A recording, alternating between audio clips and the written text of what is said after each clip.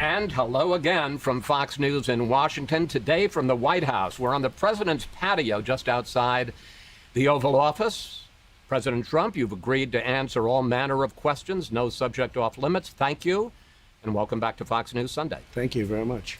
Let's start with the surge of the coronavirus across the country in recent months. You still talk about it as, quote, burning embers. But I want to put up a chart that shows where we are with the illness over the last 4 months. As you can see, we hit a peak here in April, 36,000 cases. It's cases. A day. Yeah, cases. Then it went down, and now since June, it has gone up, more than doubled. One day this week, 75,000 new cases, more than double. Chris, that's because we have great testing, because we have the best testing in the world. If we didn't test, you wouldn't be able to show that chart.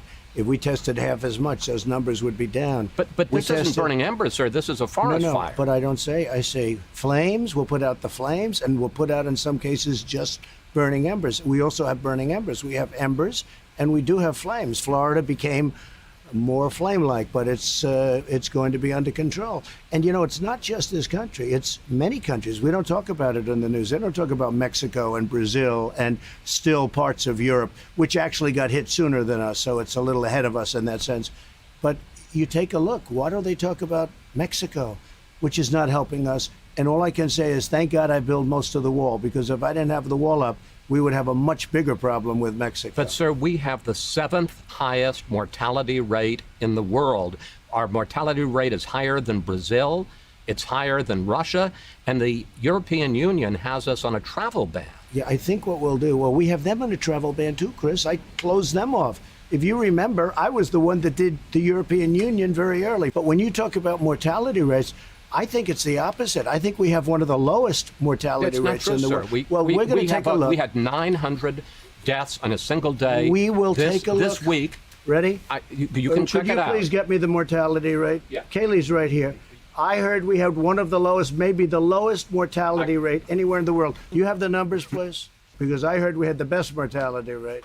The case rate of similarly situated countries, as Dr. Burks points out, and this is Number one low mortality rate. I hope you show the scenario, because it shows what fake news is all about. Okay, go I don't ahead. think I'm fake news, but Okay. we'll put there you were. we'll put our stats on. You said we had the worst mortality rate in the world, and we have the best. All right, it's a little complicated, but bear with us. We went with numbers from Johns Hopkins University, which charted the mortality rate for 20 countries hit by the virus. The U.S. ranked 7th, better than the United Kingdom, but worse than Brazil and Russia. The White House went with this chart from the European CDC, which shows Italy and Spain doing worse, but countries like Brazil and South Korea doing better. Other countries doing better, like Russia, aren't included in the White House chart. California, locking down again. Florida, deadliest day of the entire pandemic. Hospitals at capacity in a number of places around the country. Shortages of testing, shortages of personal protective equipment for nurses and doctors. A lot of people say this is because we don't have a national plan. You talk about states. We don't have a national plan. Do you take responsibility for that? Look, I take responsibility always for everything, because it's ultimately my job too. I have to get everybody in line. Some governors have done well, some governors have done poorly. They're supposed to have supplies. They didn't have. I supplied everybody. Now we have somewhat of a surge in certain areas, and in other areas we're doing great. But we have a surge in certain areas. But you don't hear people complaining about ventilators. We've got all the ventilators we can use. We're supplying them to other countries. We go out into parking lots and everything. Everybody gets a test. We find if we did half the testing, with all of that being said, I'm glad we did it. This is the right way to do it. I'm glad we did what we're doing. But we have more tests by far than any country in the world. But, sir, testing is up 37%. Well, that's good. I understand. Cases are up 194%. It isn't just that testing has gone up, it's that the virus has spread. The positivity rate has increased. The virus is worse than it was. Many of those cases are young people that would heal in a day. They have the sniffles, and we put it down as a test. Many of them, don't forget, I guess it's like 99.7%. People are going to get better, and in many cases, they're going to get better very quickly. We go out and we look, and then on the news, look, if you go back to the news, all of even your wonderful competitors, you'll see cases are up. Well, cases are up. Many of those cases shouldn't even be cases. Cases are up because we have the best testing in the world, and we have the most testing. No country has ever done what we've done in terms of testing. We are the envy of the world, they call, and they say the most incredible job anybody's done is our job on testing, because we're going to very shortly be up to 50 million tests. You look at other countries, they don't even do tests. They do tests if somebody walks into the hospital, they're sick. They're really sick. They test them then, or they'll test them in a doctor's office. But they don't go around and have massive areas of testing, and we do. And I'm glad we do. But it really skews the numbers. I'm going to do you a favor, because I'm sure a lot of people listening right now are going to say, Trump, he tries to play it down. He tries to make it not seem as serious as it is. No, this is very serious. 75,000 cases a day. Show me the death chart. Well, I don't have the death chart the death here, chart is much more I can tell you, the important. death chart is 1,000 cases a day. Excuse me. It's all too much. It shouldn't be one case. It came from China. They should have never let it escape. They should have never let it out. But it is what it is. Take a look at Europe. Take a look at the numbers in Europe. And by the way, they're having cases surges. are 6,000 in the whole European Union. They don't test. They don't test like Is we it test. possible that they don't have the virus as badly as No, it's we possible that they don't test. That's what's possible. We find cases, and many of those cases heal automatically. We're finding, in a way, we're creating trouble. Certainly we're creating trouble for the fake news to come along and say, oh, we have more cases. Look, we did something that nobody's ever done. Not only the ventilators, where we're supplying them all over the world. We did a testing program, the likes of which nobody's ever done before. The head of the CDC, Dr. Redfield, said this on Tuesday. I do think the fall and the winter of 2020 and 2021 are going to be probably one of the most difficult times that we've experienced in American public health. Do you agree with Dr. Redfield? I don't know, and I don't think he knows. I don't think anybody knows with this. This is a very tricky deal. Everybody thought the summer it would go away and it would come back in the fall. Well, in the summer it came. They used to say the heat was good for it, and it really knocks it out, remember? And then it might come back in the fall. So they got that one wrong. They got a lot wrong. They got a lot wrong. The World Health got a tremendous amount wrong. They basically did whatever China wanted them to, and will save now almost $500 million a year, which is nice. But the World Health got a lot wrong. But this is one of the sharpest criticisms of you. I agree. People say that you talk about the world as you'd like to see it rather than follow the signs. No, Well, let me just ask the question, sir. Why on earth would your administration be involved in a campaign at this point to discredit Dr. Fauci, who is the nation's top infectious disease expert? Because we're not. If one man from my administration doesn't like him because he made a few mistakes. Look, Dr. Fauci said don't wear a mask. Dr. Fauci told me not to ban China. It would be a big mistake. I did it over and above his recommendation. Dr. Fauci then said you saved tens of thousands of lives, more than that. He said you saved tens of thousands of lives.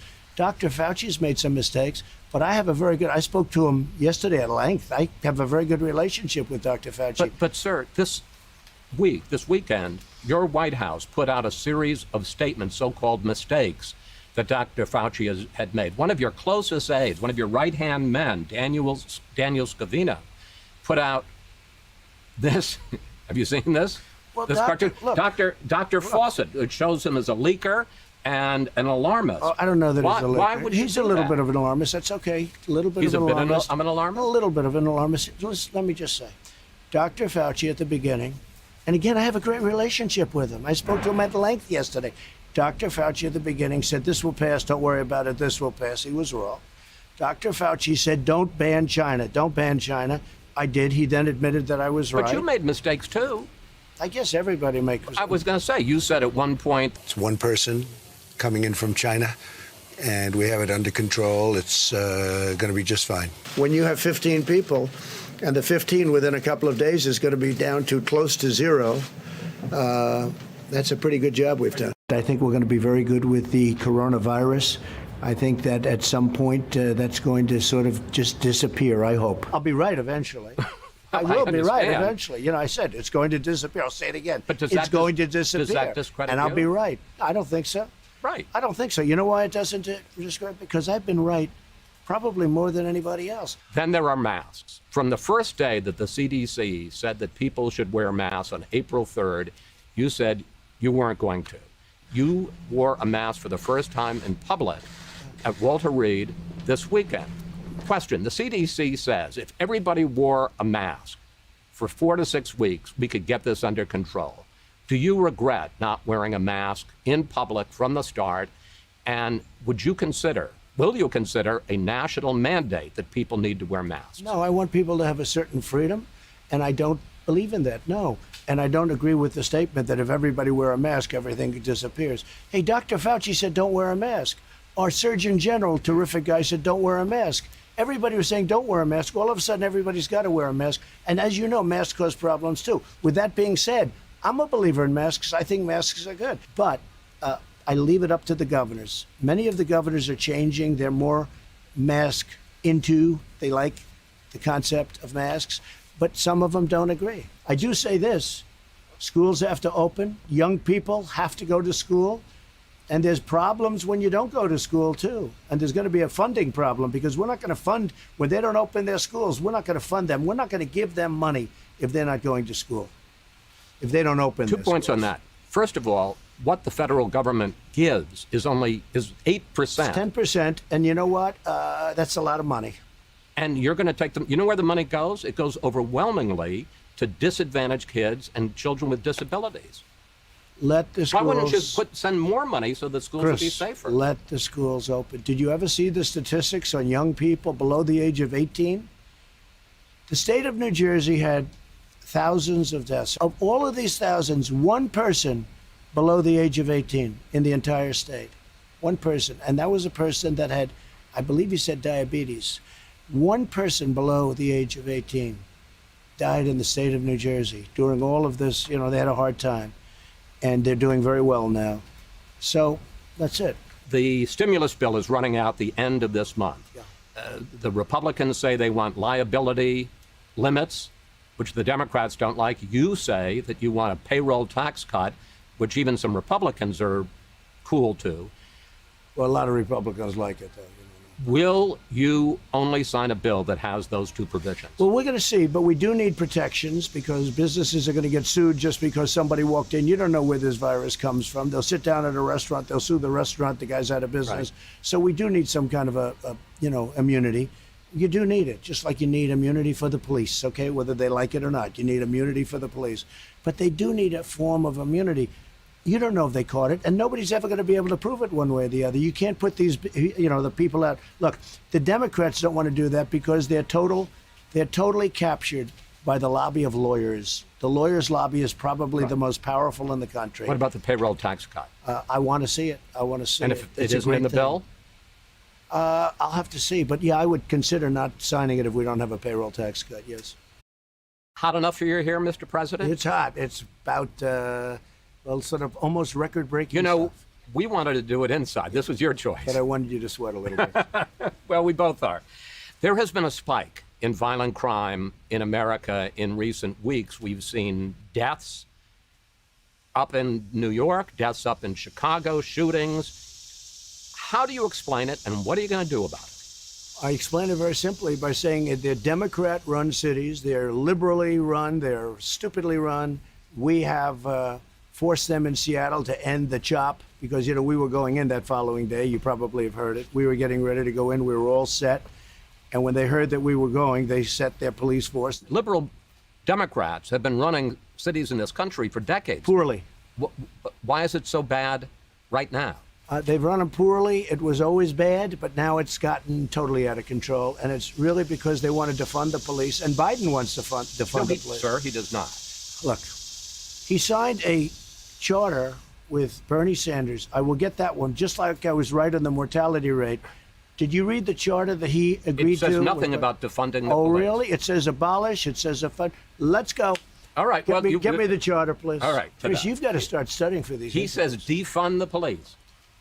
He says defund the police. They talk about abolishing the police. They talk about illegal aliens pouring. I look forward to seeing that. Meanwhile, the George Floyd murder has reignited the issue of racism in policing in this country. I want to give you a couple of statistics. Nationwide, blacks are twice as likely, fewer in absolute numbers, but in terms of per capita, blacks are twice as likely to be shot and killed by police as whites are.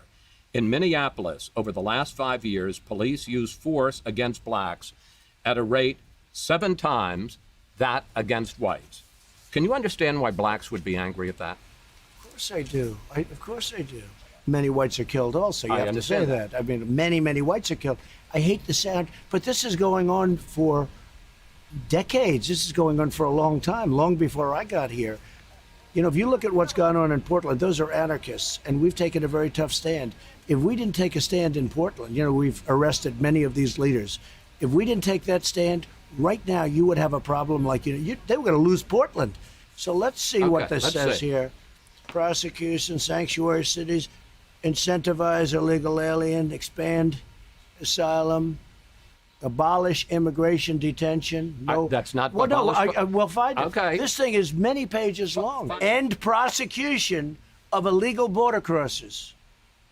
Support deathly, and these are the worst things. Sir, I'm not disagreeing with you on any of those. I'm disagreeing about defund police. The White House never sent us evidence the Bernie Biden platform calls for defunding or abolishing police, because there is none. It calls for increased funding for police departments that meet certain standards. Biden has called for redirecting some police funding for related programs like mental health counseling. This week, you said that Black Lives Matter and the Confederate flag are both issues of freedom of speech. Yeah. But in the case of the Confederate flag, there are a lot of people who say these were traitors who split from this country, fought this country in large part to preserve slavery. Is the Confederate flag offensive? It depends on who you're talking about, when you're talking about. When people proudly had their Confederate flags, they're not talking about racism. They love their flag. It represents the South. They like the South. People right now like the South. I say it's freedom of many things, but it's freedom of speech. So you're not offended by it? Well, I'm not offended either by Black Lives Matter. That's freedom of speech. And you know, the whole thing with cancel culture, we can't cancel our whole history. We can't forget that the North and the South fought. We have to remember that. Otherwise, we'll end up fighting again. You can't just cancel all of it. But let me ask you this when it gets to be more than just cancel. Well, maybe this is cancel culture. The National Defense Authorization Act, the NDAA, you have threatened to veto it because in the bill, and this is supported by Republicans as well as Democrats, it would rename Army bases named for Confederate generals. Now, this is a bill that funds military operations. It gives soldiers a pay raise. Yeah. You're going to veto that? Because they'll get their pay raise. Hey, look, don't tell me this. I got soldiers the biggest pay raises in the history of our military.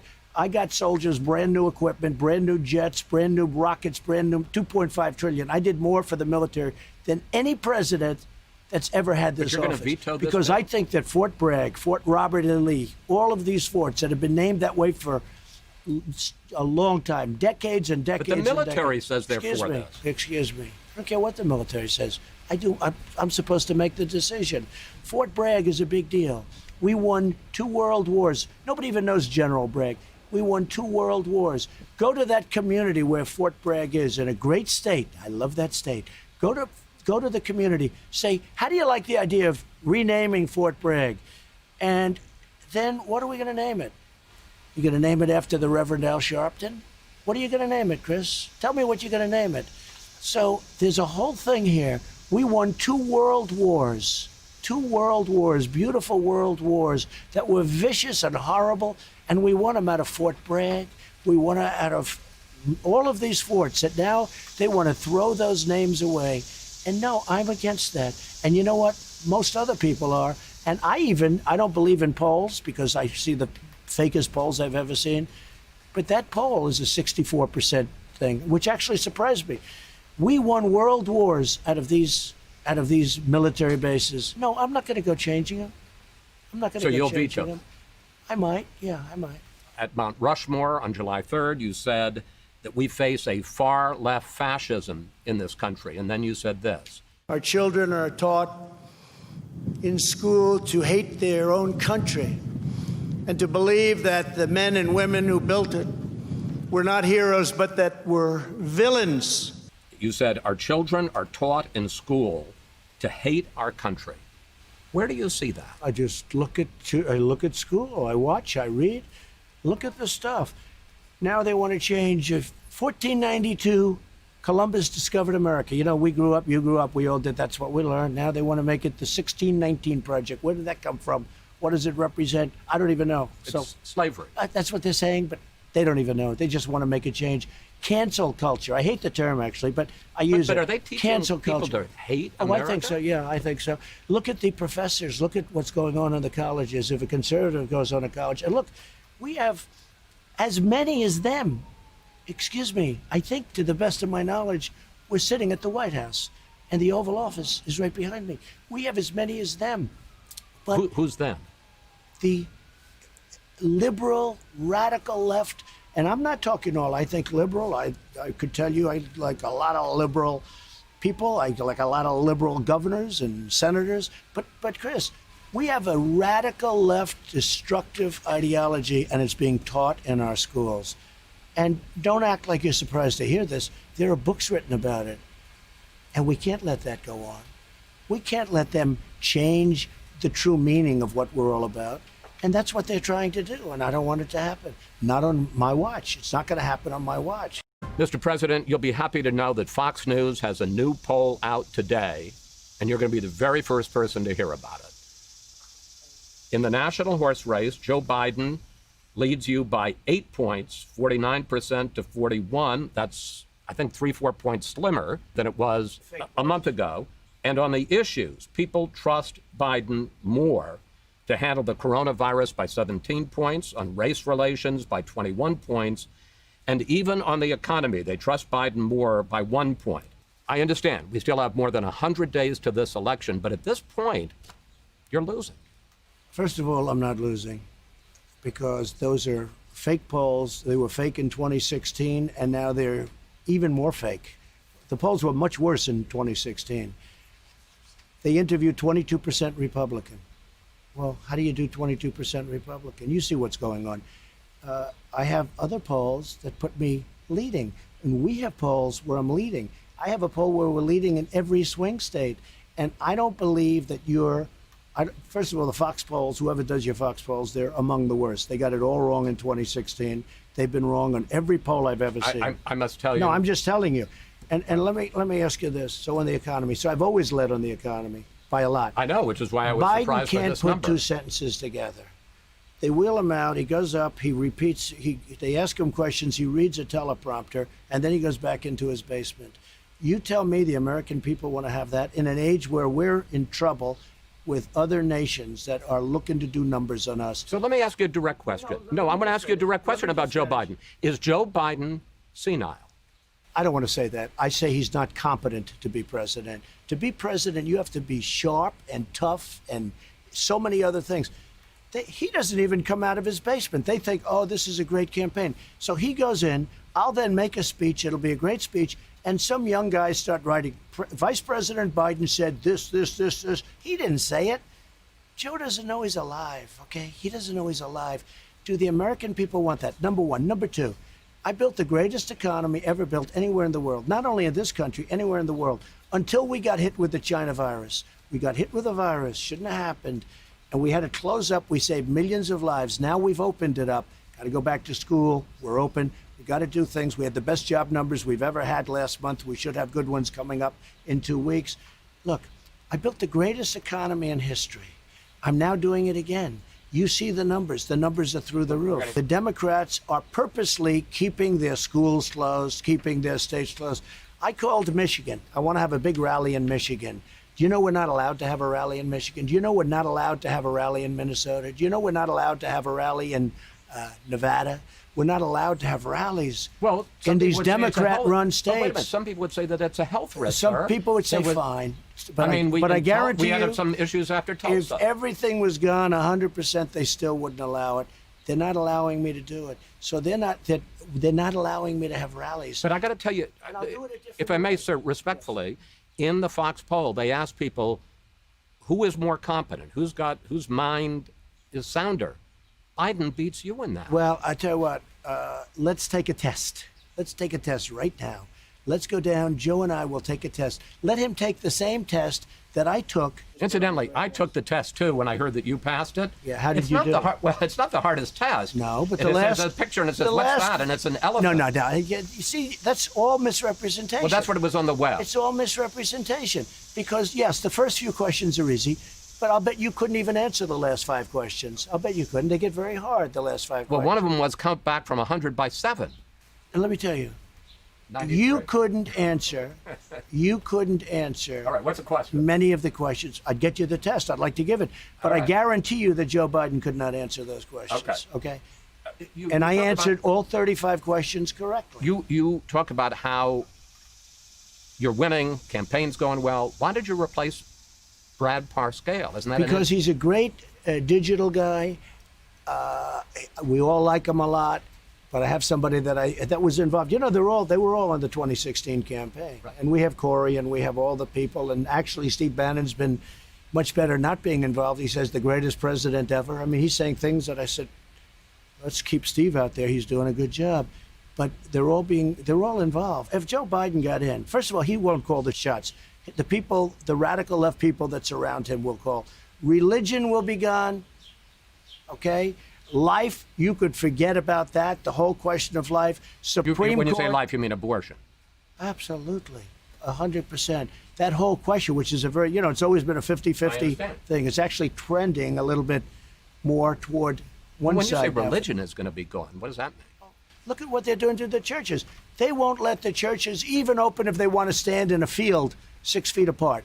We've had churches that wanted to stand in fields 6 feet apart. There has never been an administration that's done so much as I have, from tax cuts to regulation cuts to rebuilding the military to getting choice for the vets. Nobody's done the things I've done. Nobody. In 3.5 years, no other president's been able to do what I've done. You're running in large part on the economy. You built it once. Now we have the coronavirus. You're going to build it again. And in fact, you had great jobs numbers in May. You had solid jobs numbers in June. But I want you to look at some projections. The Nonpartisan Congressional Budget Office says the unemployment rate at the end of the year will be 10.5%. J.P. Morgan says in the fourth quarter, GDP will contract by 6.2%. With states now rolling back some of the reopening On purpose. and well, there are a lot of Republican states that There are doing is it, like no Texas. reason- But they'll be open very Let me soon. just ask my question. There's no reason for Isn't there a- California to be doing what they're doing, All right, but except for November 3rd. with the states shutting back the reopening, in a lot of cases, new lockdowns, won't the economy still be a problem for you on election? I don't think so. I think the economy is expanding and growing beautifully. Now, the Democrats want to keep it closed as long as possible because they think that's good for election. But I think the economy is doing very well. Now we're coming back, and we're coming back at a level that nobody would have thought possible. And by the way, take a look at a gauge, whether you like it or not, the stock market. The stock market, NASDAQ, hit its all-time high 2 weeks ago, and it's beaten it 14 different times, okay? The stock market, Dow, etc., is 1,000 points away from its all-time high, meaning very close. We're going to have a stock market, perhaps, on November 3rd, that's the highest in history. I want to talk to you about Obamacare. Since the pandemic hit, millions of people have lost their jobs and thereby lost their health insurance, and almost 500,000 have signed up for Obamacare. Your administration just announced that you're signing on to a lawsuit to overturn Obamacare. And replace it. Why does it make sense to overturn Obamacare, Because it's with not which right. people now are relying on? Democrats are going to say the man who's wanted to kill Obamacare is going to take away the protection for pre-existing conditions. First of all, we got rid of the individual mandate. understand. Pre-existing conditions will always be taken care of by me and Republicans, 100%. But you've been in office 3.5 years. You don't have a plan. Well, we haven't had, excuse me, you heard me yesterday. We're signing a health care plan within 2 weeks, a full and complete health care plan that the Supreme Court decision on DACA gave me the right to do. So we're going to sign an immigration plan, a health care plan, and various other plans.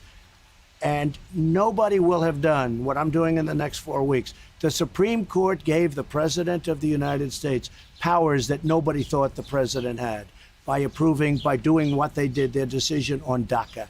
And DACA is going to be taken care of also. But we're getting rid of it because we're going to replace it with something much better. But we got rid of already, which was most of Obamacare, the individual mandate. And that I've already won on. And we won also on the Supreme Court. But the decision by the Supreme Court on DACA allows me to do things on immigration, on health care, on other things that we've never done before. And you're going to find it to be a very exciting 2 weeks. Your niece, Mary Trump, has written a book about you and your family, and one of her main points is that she says your dad, Fred Trump Sr., damaged the whole family. And here's what she says about what you learned from your father. He learned to become the killer you mentioned, the man who needs to succeed at all costs, who will do anything to get attention, financial rewards, and to win. Do you see any truth in that? My father liked to win. My father was a very good man. He was a strong man. It's disgraceful that she said that. She was not exactly a family favorite. We didn't have a lot of respect or like for her. I would have never said that, except she writes a book that's so stupid and so vicious, and it's a lie. My father was a great, wonderful man. Let me just ask you this But question. this is not a person that I spent very much time with, very little time. And now I'm glad. You've developed a pretty thick skin over the years, from decades of attacks in New York tabloids, now from the press here, and your political opponents here in Washington. But even for Donald Trump, does it hurt you at all to be attacked in such personal terms by a member of your own family? It hurts me more about attacking my father, not being kind to my mother. I have a mother who was like a saint. She was incredible. She was an incredible woman. And she was nasty even to my mother. She's a very scarred person. She was not much of a family person. But look, let me just tell you, my father was, I think he was the most solid person I've ever met. And he was a very good person. He was a very, very good person. He was strong, but he was good. For her to say the kind of things, a psychopath, that he was a psychopath, anybody that knew Fred Trump would call him a psychopath. And you know what? If he was, I would tell you. And I would say, you know, Chris, I was with my father and it was impossible. My father he was tough. He was tough on me. He was tough on all of the kids, but tough in a solid sense, in a really good sense. For her to say, I think the word she used was psychopath. What a disgrace. She ought to be ashamed of herself. That book is a lie. Some people were surprised when you agreed to this interview, to sit down with me. What are you going to ask? Especially because of some of the mean tweets that you've said about me. Mike Wallace wannabe, nasty and obnoxious. I will tell you, after that one, my son Peter, whom you've met, called and he said, nasty, no, obnoxious, maybe.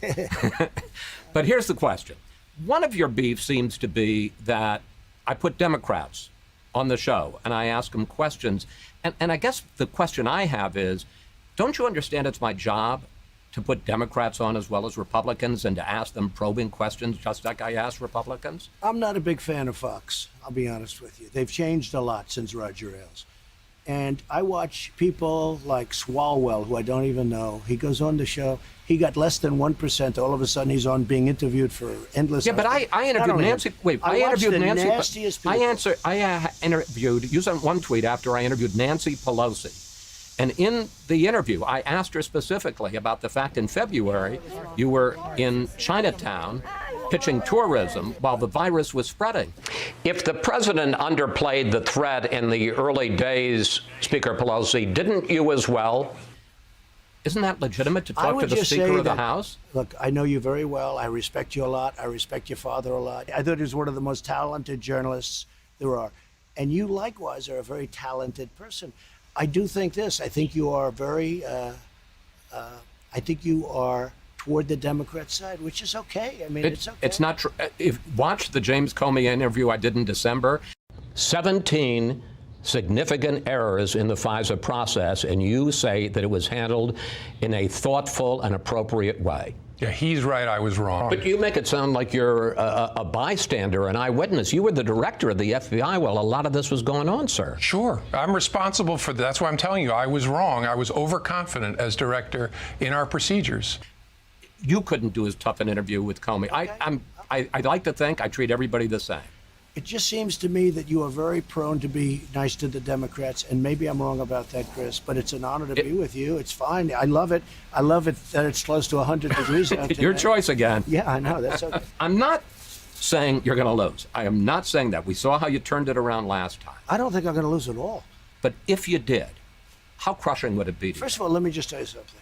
I know everyone wants to know that because they'd love to see me lose. Finally. I am not saying that at all. You know how many times I've been written off? Do you know how many times I've been written off? I've done some of it myself, My sir. whole I'm not doing life. it this time. Don't do it because. But how crushing would it be? And you know why I won't lose? Because the country, in the end, they're not going to have a man who's shot. He's shot. He's mentally shot. Let him come out of his basement, go around. I'll make 4 or 5 speeches a day. I'll be interviewed by you. I'll be interviewed by the worst killers that hate my guts. They hate my guts. There's nothing they can ask me that I won't give them a proper answer to. Some people will like it. Some people won't like it. I agree with that. But look, You answer the let questions. Biden sit through an interview like this. He'll be on the ground crying for mommy. He'll say, Mommy, please take me home. Well, we've asked him for an interview, sir. He can't do an interview. He's incompetent. There's a number you don't mention. It's called the enthusiasm number. The enthusiasm for Trump is through the roof. I have mentioned it. Even higher than last time. The enthusiasm for Biden is non-existent. Everyone knows he's But shot. the enthusiasm against you Well, is that's high. okay. That's his only shot. I mean, Right. that's his only shot. I agree. And those people know I'm doing a good job, but there's something in my personality that they don't like. Because look, nobody's done what I've done. Biden wants to come in and ruin our country. Triple your taxes. He wants to do things. He wants to add regulations that I've all cut. And we still have regulation, a lot of regulation, but I've cut it down to a level that nobody ever thought possible.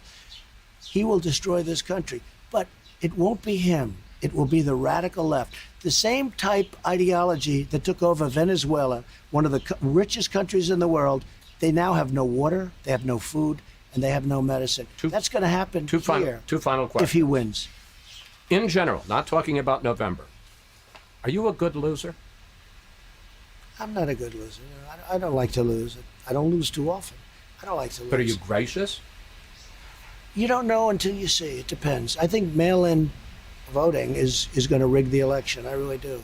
Are you suggesting that you might not accept the results of the election? I have to see. Look, Hillary Clinton asked me the same thing. No, I asked you the same No, thing in the but- debate. There is a tradition in this country, in fact, one of the prides of this country is the peaceful transition of power, and that no matter how hard fought a campaign is, that at the end of the campaign, that the loser concedes to the winner, not saying that you're necessarily going to be the loser or the winner, but that the loser concedes to the winner and that the country comes together in part for the good of the country.